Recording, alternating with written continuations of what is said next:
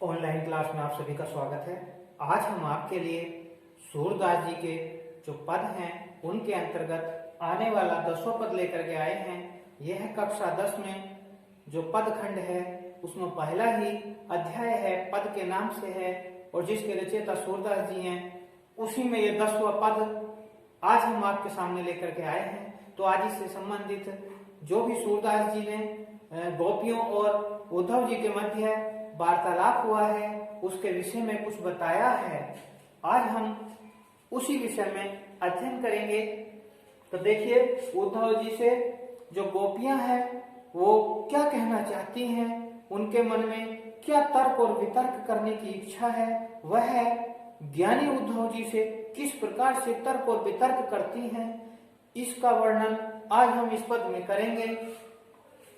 तो उद्धव जी से क्या कह रही हैं गोपियां? उद्धव जी से कहती हैं, निर्गुण कौन देश को वासी, क्योंकि उन्होंने निर्गुण ब्रह्मा की उपासना करने के लिए गोपियों से कहा था। श्री कृष्ण ने उद्धव जी को, अपने मित्र उद्धव जी को भेजा था कि जाइए आप उनको योग का संदेश दीजिए, उनको योग का ज्ञान दीजिए।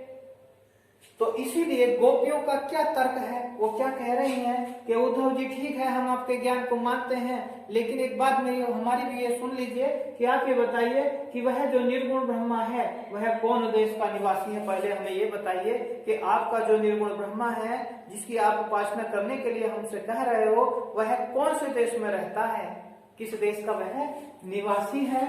और मधुकर कहीं समुझाई सोहदे बूझती साथ में हंसी।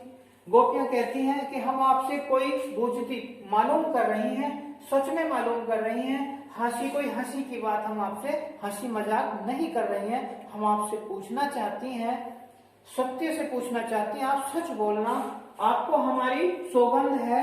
मधुकर कहीं समुझाई सोहदे, उनको समझा करके कह रही हैं कि हमें आपको हमारी सौगंध है कि आप जो भी कहें सत्य कहें, और हम आपसे जो मालूम करना चाहती हैं वह कोई हम हंसी मजाक नहीं कर रही हैं, आपको सत्य ही बताना है कि वह किस देश के निवासी हैं। हम आपसे कोई हंसी नहीं कर रही हैं, हम आपको सौगंध देकर कह रही हैं कि आप हमें समझाइए, आप हमें बताइए, सत्य बात बताइए, झूठ ना बोलिएगा।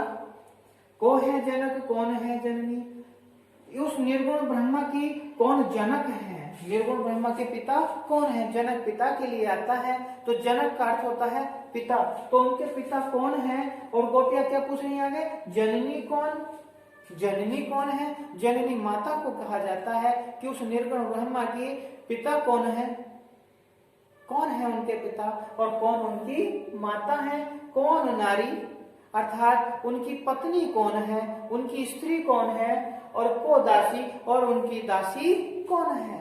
ऐसा तर्क वितर्क, ऐसे प्रश्न उद्धव जी से गोपियां कर रही हैं। तो उन्होंने कहा कि कौन उनके पिता है, जननी कौन, कौन उनकी माता है, नारी कौन और कौन उनकी पत्नी है, और कौन उनकी दासी है, सेवा करने वाली। कैसे वर्ण भेष है कैसो, और कैसा उनका रूप रंग है, और कैसी उनकी वेशभूषा है। कैसे वस्त्र पहनते हैं, वेशभूषा कैसी है, और कैसा उनका रूप है, ये भी हमें बताइए। कि रस में अभिलाषी, और वह सर्वप्रथम किस रस की अभिलाषा रखते हैं, वह किस रस में विश्वास करते हैं, किस रस की अभिलाषा सर्वप्रथम रखते हैं। पावे वो पुनि कियो अपनो, जोरे करे वो वासी। हे उद्धव जी, आपको यह ध्यान रहे कि आपसे आप हमसे तनिक भी झूठ नहीं बोलेंगे, तनिक भी असत्य नहीं बोलेंगे। इन्होंने कहा है कि पावे वो पुनि क्यों आपनो, जोरे करो वो वासी। यदि तुमने हमारे साथ कपट किया, यदि आपने हमारे साथ कपट किया, छल किया, यदि आपने सत्य नहीं बताया, तो याद रखना, पावोगे पुनि क्यों आपनो, जो जैसे आप कर्म करोगे, जैसा भी करोगे वैसे ही फल भुगतोगे। ऐसा गोपियां उनको कह रही हैं। उद्धव जी से तर्क वितर्क कर रही हैं।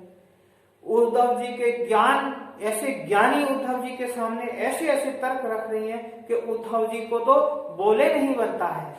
आगे वो कह रही हैं कि हमसे छल मत करना, जोरे करो गासी, अर्थात हमसे तनिक भी छल मत करना, कपट मत करना, अन्यथा आप अगर ऐसे असत्य कार्य करोगे, हमसे झूठ बोलोगे, असत्य बोलोगे, तो अपने क्रिया का स्वयं भुगतोगे, क्योंकि जो मनुष्य जैसा करता है वैसे ही फल की प्राप्ति उसको होती है।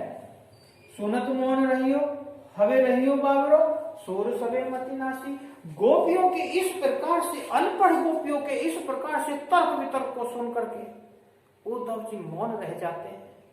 उद्धव जी कुछ कह नहीं पा रहे हैं। उद्धव जी का ज्ञान एक तरह से समाप्त सा हो गया है उन गोपियों के सामने, क्योंकि उनके तर्कों को सुन करके उद्धव जी से कोई बात नहीं बन रही है। तो वो कह रहे हैं कि उद्धव जी की जो मति है, जो ज्ञान है, वह उनके सामने नष्ट हो गया है। किसके सामने? गोपियों के सामने नष्ट हो गया है, क्योंकि उनके तर्क वितर्क, इतना तर्क वितर्क इस प्रभाव से, इस प्रकार से गोपियों ने रखा है कि उसके समक्ष उद्धव जी के पास कोई भी प्रश्न का उनके उत्तर नहीं है। तो इस प्रकार से सूरदास जी ने इस पद के माध्यम से आप तक गोपियों के विचार पहुंचाने का ये कार्य क्या है, अद्भुत कार्य किया है। इसमें संदर्भ और प्रसंग तथा व्याख्या के विषय में बात करें तो इसका संदर्भ जो अन्य पदों में मैंने आपको बताया है उसी के अनुसार हो जाएगा। और दूसरी बात, प्रसंग में आप लिख देंगे कि प्रस्तुत पद्यांश में गोपियों और उद्धव जी के द्वारा निर्गुण ब्रह्म की उपासना को लेकर के कुछ तर्क और वितर्क किए गए हैं, उसी का वर्णन यहाँ पर बताया गया है, किया गया है। व्याख्या हमने आपको बता दी है। इस प्रकार से काव्य सौंदर्य यदि आता है तो भाषा वही चल रही है, विरज भाषा चल रही है।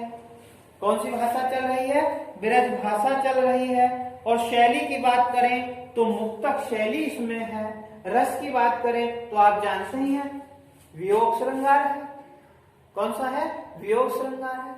अलंकार की यदि बात करें तो इसमें अनुप्रास अलंकार कई जगह पर देखा जाता है। देखिए, समुझाई सोह में सवर्ण की आवृत्ति हुई है, कैसो की में कैवर्ण की आवृत्ति हुई है, पावो गोकुनी में पैवर्ण की आवृत्ति हुई है। तो इस प्रकार से यहाँ पर अनुप्रास अलंकार देखने को मिलता है। दूसरी बात, यदि छंद की बात चलती है तो छंद हम जानते हैं गेय है, गेय पद है, और भाषा इसमें आप जानते ही हैं ब्रज भाषा है, शैली मुक्तक है। तो इस प्रकार से आप इसका काव्य सौंदर्य कर सकते हैं। अब अन्य पद के साथ हम आपको अति शीघ्र एक नई वीडियो के साथ उपस्थित होंगे।